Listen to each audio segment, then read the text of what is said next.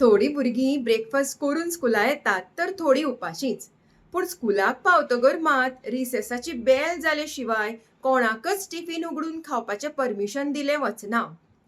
एखाद्या भुरग्याक 8-9 जर भूक लागली, ताका तसोच दवरलो वता.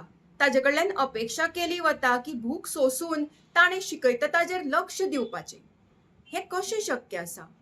भुरग्याचो मूड स्विंग जावचो ना, तो भुरगो थंय रेस्टलेस जावचो ना, तो अटेन्शन घेतलो न्ही. इनफॅक्ट ताजो जो हंगर आसा पळय, ताजे कडेन 100% अटेन्शन वतलें आनी अभ्यासा वयलें सगळें लक्ष ताजें वतलें, अशें तुमकां दिसना?